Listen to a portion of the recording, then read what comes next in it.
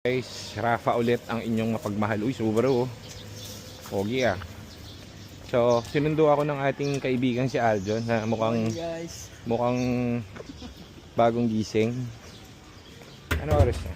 7:25. So, medyo maaga tayo ngayon. Early, no? Early, pare. Naku, puta, umihi.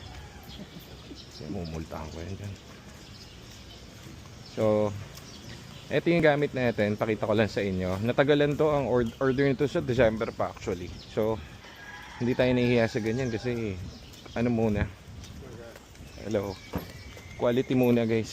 So, eto, in-order sa amin to, parang ano,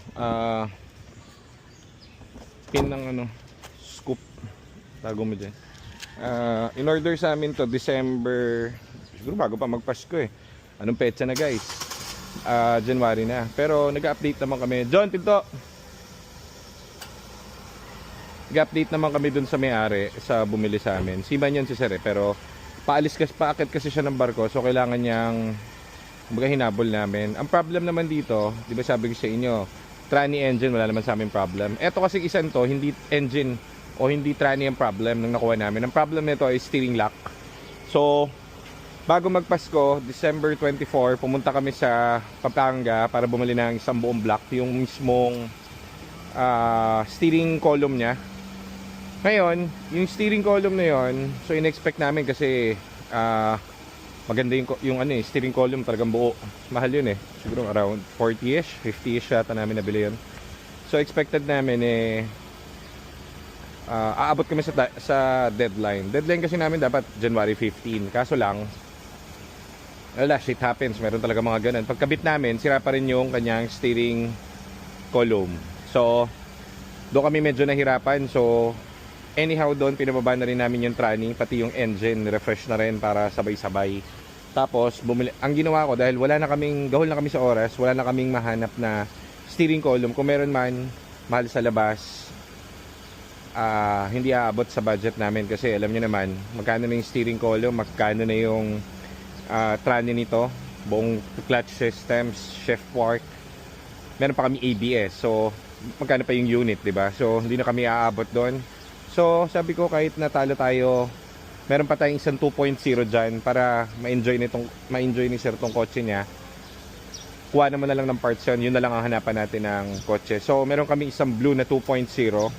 Tinanggal namin yung steering lock noon kasi nga palyado yung hindi tugma yung nabili namin na steering column dito. Yun na sinalpak namin dito, then everything goods, everything perfect. Ang naging downside lang noon nung pinalitan namin siya ng steering galing doon sa blue na Focus din na 2.0, ano? Kinabit namin dito. Yung problem kasi doon, yun naman ang matitenga. So wala, ganun talaga, okay lang. So at least mahabol natin yung timeline. And ngayon, pasado na siya sa akin panlasa kasi tinest drive na namin. Napakaganda ng shifting, wala kang marinig. So ganito yung 2.0 na pula na binenta natin kay Sir Alex, pati yung kay Sir George, na ngayon ine-enjoy na nila at wala silang kaproblema. Sobrang dumi lang kasi kalalabas lang nito ng ating workshop. So ngayon ang time para ito ay aming balahurain. Bilahura mo sa raneta to. Tapos na rin to sa suspension. So again, pwede naman to ibenta nung una na ganun. Actually, hindi naman totally sira yung sa column niya. May maingay, saka matigas. Ngayon, alug-alugin mo dyan. Oh, wala nang kahit anong tunog. And, yung shifting, garapal. Talagang parang brand new. Oh, tapos dito sa loob, wala kang marinig na ingay. Ganito yung hinahabol ko. Ganito yung binenta namin na 2.0 na dalawang pula. Doon kay Sir Alex at kay Sir George, na ngayon wala silang ka-issue up to now. Paano ko alam? Kasi dumalo sa amin yun. Dumalo sa amin to check ang kotse nila. So walang kahit anong problems. Si Sir George lang mayroong problem kasi meron siyang sa kanya, nagpagas siya ng may tubig, minaamoy na tubig. So clear lang yan. Tapos eto naman ang next natin. So pasensya ka na sir, medyo natagalan yan sa'yo kasi alam mo naman dito, kailangan pulido talaga yan eh. Ayaw natin na alam mo yun, para worth it yung bayad, di ba John? Worth it yung bayad. So eto, I'm honest to goodness, para lang matapos to. Minsan sumusugol ako sa ganun na parang wala na tayong kita ron kasi pinarts out mo yung isa eh.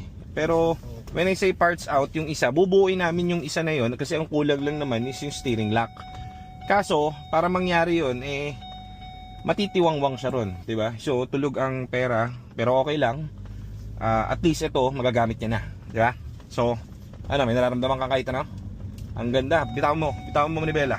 Oh, napakaganda ng shifting, bago. So, isang araw lang pagdating sa mga clutch and ano tawag dito, kung ano-ano rito. Yung ibang parts, yun kasi hindi namin daily encounter yan. Yung kunwari yung shifter,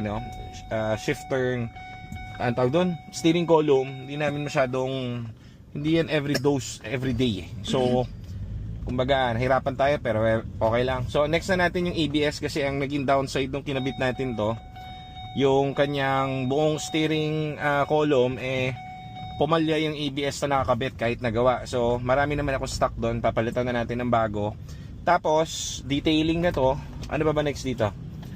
Isa pa tayong harapas mo pa ulit ng matindi dito, no? Tapos, pero sa gantong takbo kasi, alam mo na no? Sobrang no? Smooth na smooth. Ito naman, iba-iba naman tayo ng guys, kumbaga iba-iba tayo ng pananaw. Pero ito kasi, as I've said, paulit-ulit lang kasi yung binibenta namin na unit and model. So, yung inig nito, nako-compare ko dun sa dati, sa iba.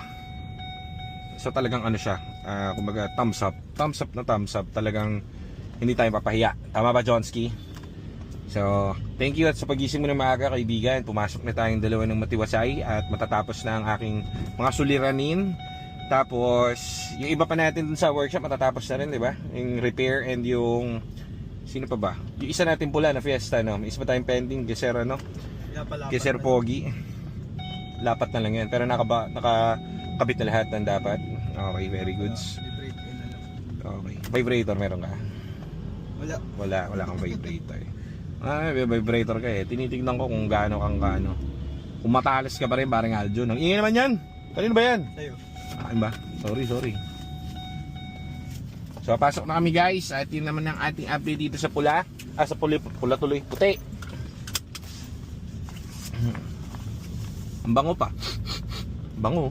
So, yan ang ating balita today.